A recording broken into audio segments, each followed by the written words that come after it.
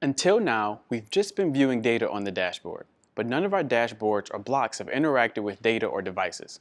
This is where the input control block comes in. The input control block allows you to interact with your data and devices in two ways. First, directly from within the dashboard, we can send commands to devices. If you recall the course on devices, we talked about device commands. From LoSANT, you can send a command to your device, typically via MQTT. On the other end, your device firmware can listen for commands and act upon them. Using the input control block, you can then trigger a device command directly from a dashboard and cause some sort of action on your device. For example, if you have a valve connected to LoSANT and listening for device commands to turn the valve on and off, you can control the valve right from the input control block. Along with commands, the second way you can interact with your data and devices from a dashboard is triggering workflows. Triggering workflows opens the door up to infinite possibilities for actions on your dashboard. Workflows are the business logic of your application. For example, let's say that you're looking at your dashboard and you see a problem. Using the workflow engine, you can build a workflow that opens a ticket within your ticketing system, tracks this event, and emails all the appropriate stakeholders. With the input control block, you can set up a button to trigger this workflow when you detect an issue. Pro tip: as you begin to build workflows, you can set up actions like this to happen automatically, depending on rules you define, instead of manually triggering it. Before we add the block, let's talk about what we're going to build. Let's say we have a smart light connected to LoSANT. This light can be controlled in two ways. We can turn the light on and off, and we can control the brightness. This device in LoSANT has two attributes, a Boolean status and a number representing brightness. Let's build an input control block to control these values using a device command trigger from a dashboard. When we add the block, we can choose to give it a header and select an application. Next, we can configure the block's controls. The controls are different form elements we can add to the block. We can add a range slider, which is meant to allow us to set and update numbers. We can add a toggle switch, which is meant for on, off, true, false, or any Boolean values. There is also a text input control that allows us to send custom strings, a drop-down list to send a string but from a fixed list we define, a button which kicks off the action we specify, and finally a help block which gives you the ability to add extra information to the block. Overall, you should make good use of the help block solely to let others know what action this button will trigger.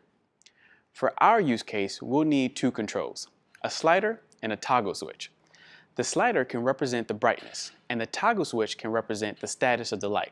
Let's add those. Once you add the slider control, we have a bunch of things we can configure. We can give it a label, a unique template ID, which will be helpful later, a minimum and maximum value, and a step. The step is how much the data will shift as we move the notch on the slider. Next, we can configure a default value. If we pick static, whenever you load this block, its value will begin here, no matter what. Or we can choose a dynamic value. A lot of the time, the control values represent an attribute for a device. For example, the range slider in our case represents the brightness attribute on my connected light. Wouldn't it be nice if when I load the dashboard, the range slider is up to date with what the actual brightness of the light is? This is exactly what the dynamic setting does. It ensures the current control information is what's reflected on my device. Also, just as a fallback, we can set a default value if for some reason we couldn't get a dynamic value. For our example, I'm just going to keep it a static value. Let's also add our toggle switch to represent the status of our light. Just as the range slider, we can have a static or default value. Now that we have two input controls, we can resize and drag and drop them around to arrange them in a way that we like. An input block without a button isn't so useful. As we talked about earlier, the button allows us to trigger an action. The button gives us the ability to get the current values of the slider and toggle and trigger a device command or workflow. Let's add one. Here is where we can define our device command or workflow to trigger. If we select device command, we can use our special device picker to pick one or many devices to send a command to.